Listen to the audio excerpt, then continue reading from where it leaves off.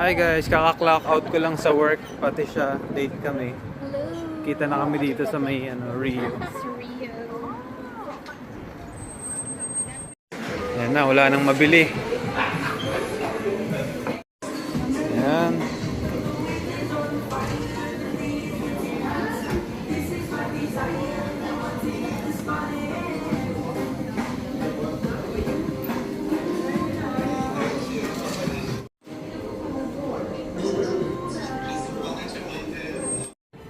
What's up guys? Dito tayo sa Best Buy. Titingin ako ng bago kong prospect na pang vlog. Parang trip na trip ko to guys, oh. Or meron yung isa yung yung Go Ultra. Okay, may bago kaming tatay ni na ramen house dito sa may Rockville. Hot chicken. Hot chicken. So, meron kaming takoyaki, favorite namin. Meron siyang soba na sukiyaki. Sukiyaki. And akin is spicy tonkotsu.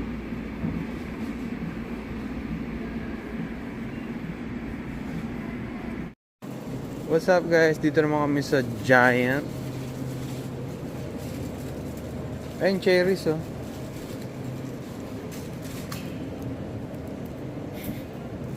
Ayan na. Dudukot muna daw. Taste test. O, ikaw na mag-ano na. Ikaw na mag-ano ng balita. Dali. Alam na nila yun. Kalat naman sa Pilipinas. Ikaw na.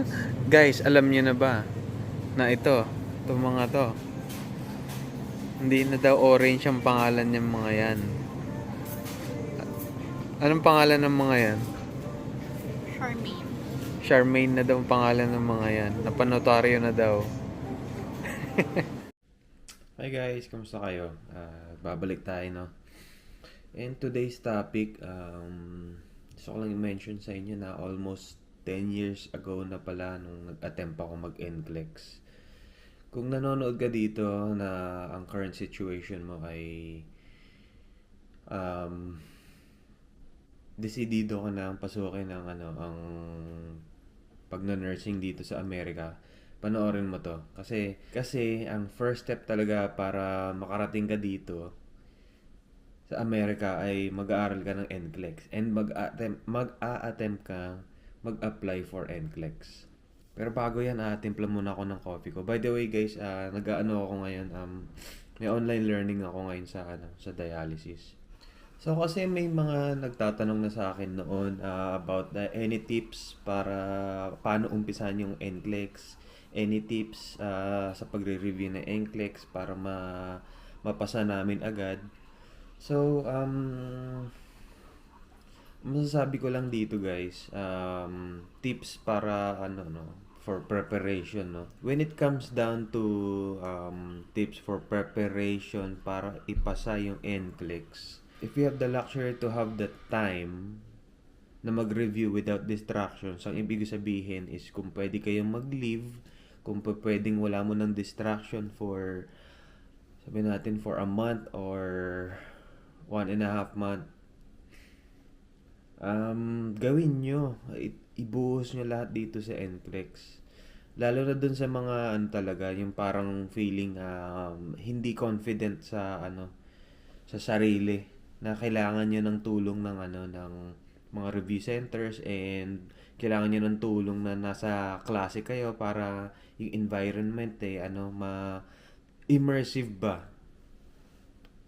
para nakafocus kayo. Kasi iba pa rin talaga yung yung may group kayo na nasa loob kayo ng klase, kasi lahat kayong mga doon nagre-review ng NCLEX, iisa lang yung goal nyo. Parang tumingin ka sa kaliwat kanan mo, walang talagang nag-aaral sila. So ikaw ka rin eh. Parang may drive ka rin na na hindi ma-distract, na kailangan mag-focus ka din. Parang mahahawa ka sa energy nila, na lahat sila nagfo-focus talaga mag-aral, maipasa yung NCLEX. Yun guys, kung may luxury kayong gawin yun, much better yun. Pero kung kayo yung mga tipong tao na biniyayaan ng ganong klaseng utak, na nagtatrabaho, habang nag-aaral ng NCLEX or nag-self-review kayo, why not? Pero ako masasabi ko hanggat kaya ng walang distraction at mag-aral lang ng NCLEX at alam niyo yun, sundin niyo yung program kung nasang review center man kayo, sundin niyo. And itodo niyo talaga. Para isang take lang. Kasi guys, ang NCLEX ay yung magkaroon kayo ng license or maipasa inyo yung NCLEX is an investment. Kumbaga parang ngayon wala kayong planong mag-Amerika ngayon pero parang open yung isipan niyo na mag-migrate to America, not anytime soon but in the future. Investment talaga yung NCLEX. Kasi isa sa mga parang golden requirement yung may past result kayo ng NCLEX at may license kayo ng nursing license sa Amerika. And yung sa mga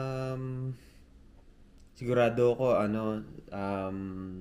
sa generation ngayon, sa time ngayon, ang daming mga USRN accounts, 'di ba, sa mga BPO companies.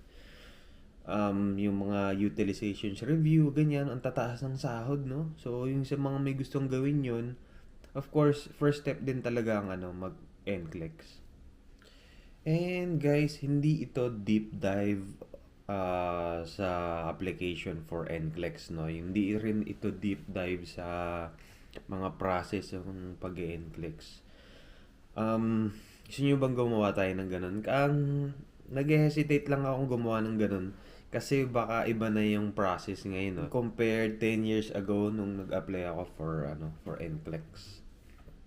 So kasi guys, kung bibigyan ko kayo ng idea, NCLEX, it would take you roughly up to a year bago kayo makapag-exam. Ganon kahaba yung proseso rin ng NCLEX. Hindi siya purely sa pag-aantay, pero ang daming proseso lang din. Ang daming steps. So, kung ako sa inyo, if ever na nag-a-apply kayo for NCLEX ngayon, wag niyo tignan yung buong process. Take one step at a time. Wag niyo titignan yung buong picture na parang ganto katagal, parang tagal naman, 1 taon yung aantayin ko. Marami lang talagang proseso. May mga pagre-review ng niyan, mga credentials, mga ganyan. Pupunta kayo sa school nyo, magre-request kayo ng mga TOR, RLE, isi-send nyo dun sa kung anong state kayo nag-a-apply for NCLEX. Ganun kasi guys kapag nag-apply kayo for NCLEX, hindi siya parang yung nurse ka na, yung parang lisensyado ka na nurse sa buong Amerika. Hindi, sa isang state lang. Ganun po ang pag-NCLEX. Ngayon nga, take one step at a time dahil mahaba itong process na to. Kaya siya maabot ng ganong katagal. Hindi naman lahat ng state 1 taon na aantayin mo bago ka makapag-exam. May mga state na ewan ko lang kung ganun pa ngayon naalala ko yung first license ko noon na nag-NCLEX ako under the state of Illinois. Ang inantay ko noon ay 6 months. 6 months lang nakapag-exam na ako. Guys, I'm going to take you back 10 years ago. Ganito yung ginawa ko noon. Naalala ko noon nung decidido na ako mag-apply for NCLEX at parang nabuhay yung US dream ko. Medyo nawala kasi yung track ko noon sa interest ko sa nursing noon 10 years ago. And 10 years ago which is 2016, saka lang talaga ako nag-practice hospital experience. So that time 7 years na akong graduate na wala akong hospital experience. Tinanggap ako and then parang may peer pressure among dun sa mga kasama ko sa hospital, no. Lahat sila may mga plano, may mga prepare for Germany, dami nagpe-prepare for exam ng UK, Middle East. So parang ako lang yung walang plano doon sa buhay. So parang may peer pressure doon. Parang naman siya, good peer pressure siya. Yung tipong na-drawn ako sa mga mga plano nila. So ako naisip ko, Wala naman akong interest sa mga country na pupuntahan nila. Kasi ang nakita ko na talagang country is US. Nung bata pa kami is nakakapasyal na kami dito sa US. Um, so, sabi ko sa parents ko, ayun, mag-NCLEX ako. Yan. Then, nag-prepare kami for NCLEX. Naghanap-hanap kami kanong mga ng mga papanong simulan yung NCLEX. And then, nakapagtanong ako sa isang barkada ko na sabi ko parang gusto ko mag-NCLEX. And then, ni-recommend niya ako sa isang company na nagpa-process sila ng NCLEX. Tutulungan kanila from start to finish. Yun yung NEAC. Narinig niyo na ba yun, guys? NEAC. Dun sa malapit sa UST. So pumunta ako doon, binigyan nila ako ng list ng requirements. Sinabi nila na uumpisahan natin kung anong state mo gusto mag-apply for NCLEX, and then may mga requirement yan, and then may time frame. So ang pinili ko talaga noon yung pinakamabilis na time frame para makapag-exam na. So, nakapag-apply na nga ako for NCLEX under the state of Illinois. Kasi sabi nila yun daw yung pinakamabilis that time. Parang 6 months lang. Lahat yun, inumpisahan ko application dun sa state na yun. And then, after nun, yung yung requirement na pupunta ka sa school, yung magre-request ng TOR and yung RLE, yung curriculum ba? Yung parang CES reporting, mga ganyan. Credentialing. Yan. So, punta ako sa school, may request letter na yung bibigay mo lang sa kanila, and then, hindi naman agad-agad yun no? Yung school yung magbibigay sa'yo ng time frame kung kailan nila matatapos yun. Then, nung naipasa na yun, sabi sa akin ng NEAC na sir, maganda mag-prepare ka na mag-review for NCLEX. So, nung umpisa, ang ginawa ko, nag-self-review ako. Bumili ako ng parang online na self-review sa kanila. Parang ano lang talaga siya guys Parang lang mga test questionnaires lang siya online. O parang ini-install lang siya. O, hindi. Nakalimutan ko, ini-install ba yun? Hindi, parang online. May login credentials ka lang. Ila-login mo lang. Tapos practice ka lang. Tapos nakakalungkot guys. Sobrang wala akong maitama ng mga sagot nun. Doon talaga naisip ko, shit, talagang kailangan mag-ready ako. Mukhang hindi ako ready sa mga questions sa NCLEX. And then bumili ako ng libro. May mga, parang may libro ba akong binili nun? Parang wala yata.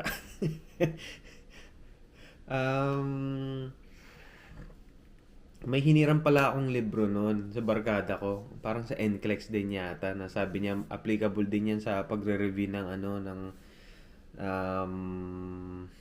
mga licensure sa sa Middle East. So, pahiram po muna sa'yo, sabi niya.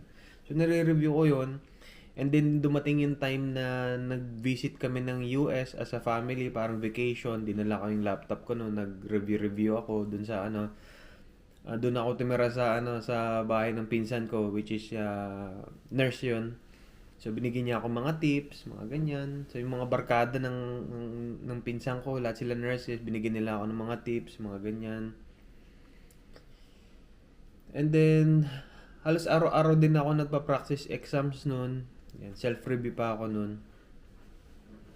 And then may nangyari kasi na parang pinaparesend yung pinaparesend yung mga TOR, mga ganyan-ganyan ko. Nung umuwi kami ng Pilipinas, after ng vacation namin yun, so pre-process namin ulit.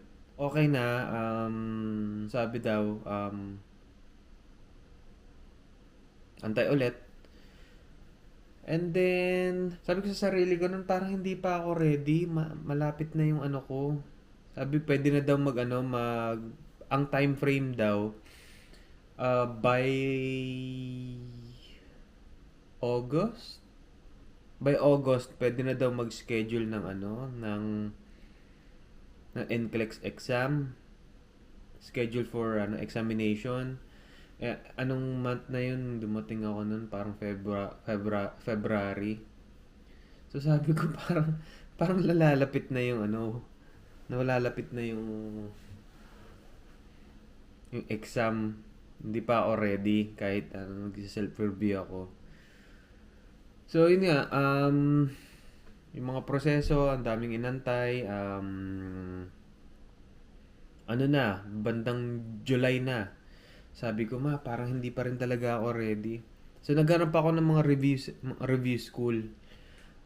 Nahanap ko yung Rachel Allen, no? Kasi maganda dahil nasa isang klase kayo. Yun nga. So nag-review ako doon. 1 month. So sinagad ko talaga yon yung ATT ba ang tawag doon? Nakalimutan ko na. Yung authority to take, na yung may time frame kang mag-schedule ng ng examination. Naisagad ko yun, yung parang pinaka-deadline na talaga ng ng examination, na kung kailan ka talaga mag-schedule. Doon namin in-schedule. So naka-schedule ako for October. And then September nag-enroll ako ng ng school ng yun nga, yung immersive experience ng na nasa klase ka. So isang buwan, okay yung program nila kasi may sistema eh, may yung mga topics. Maganda yung nila, yung pag-review nun sa mga topics, mga sa systems, mga endo, mga ganyan, fundamentals, hemo, cardio, respy, mga ganyan, sa kidneys, lahat yan, tatake lahat, parang araw-araw may exam. Talagang as in talagang bakbakan talaga ng ng mga ng exam.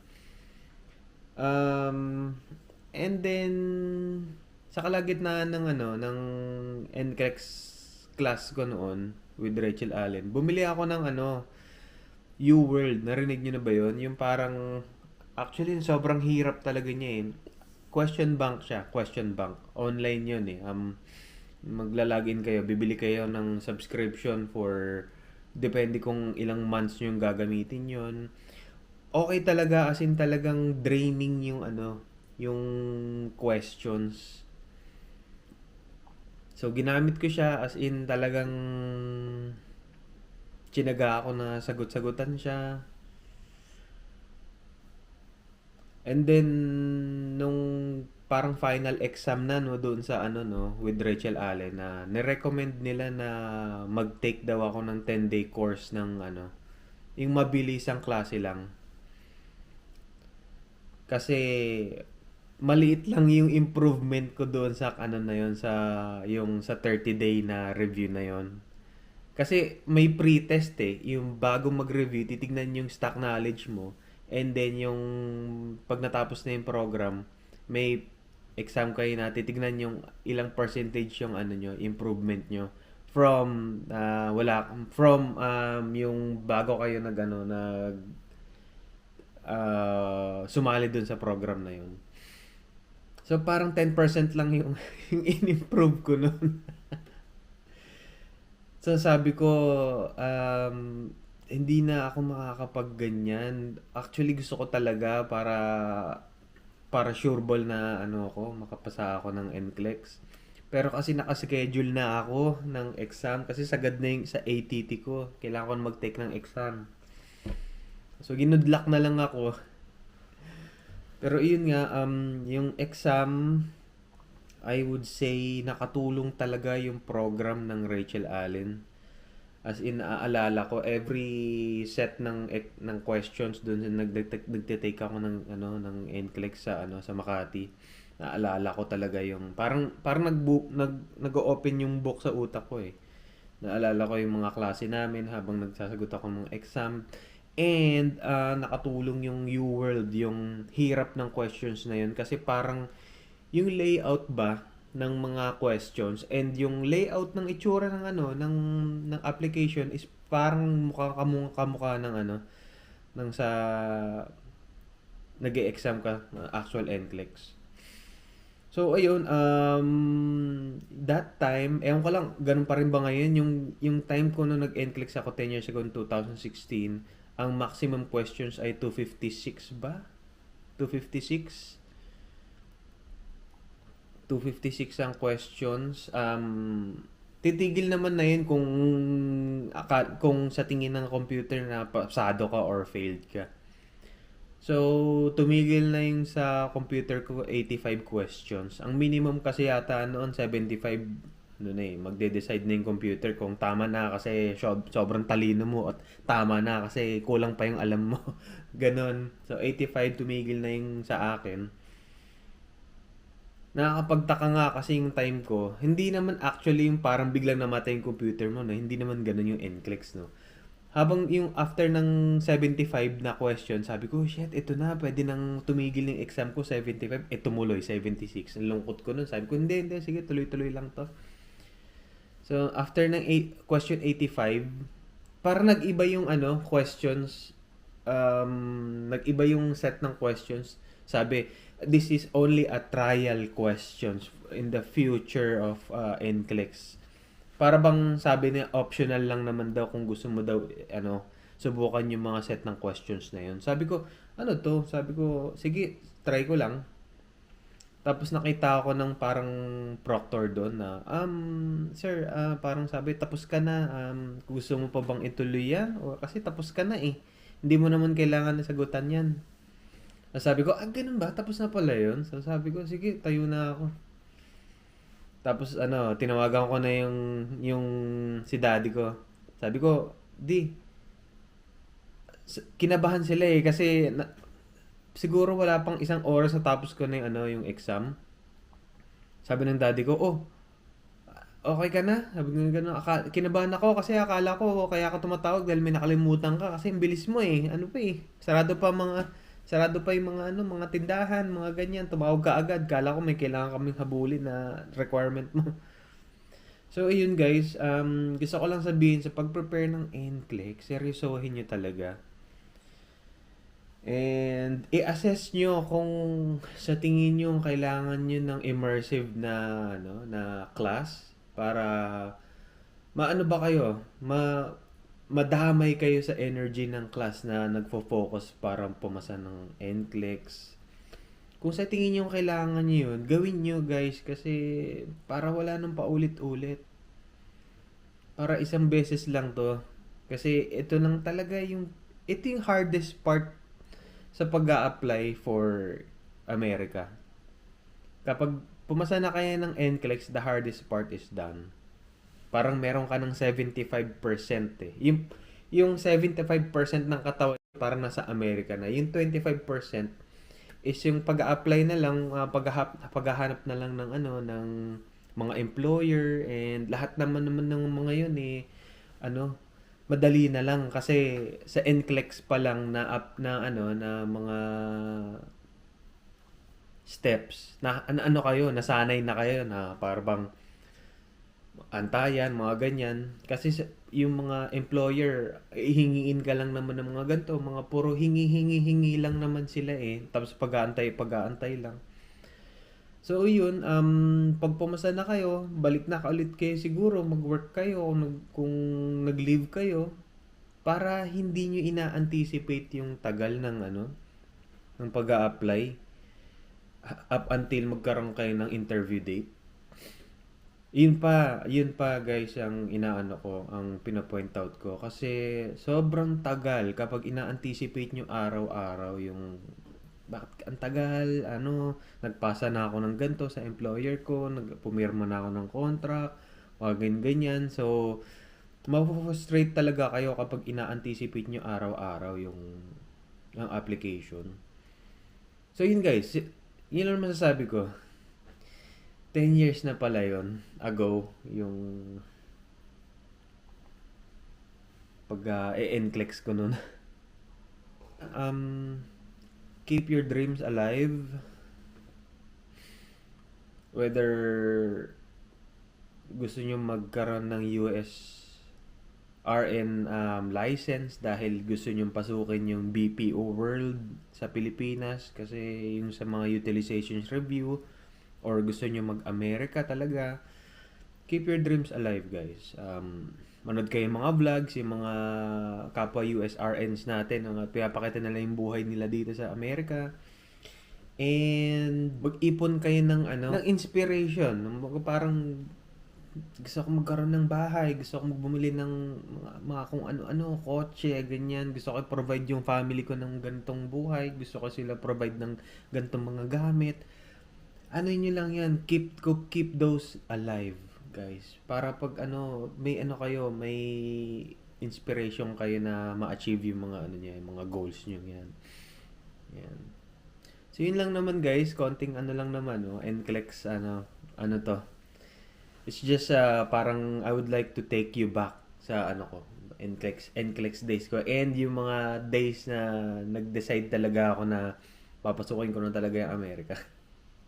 So yun guys, thank you for watching and see you guys sa susunod na vlog natin.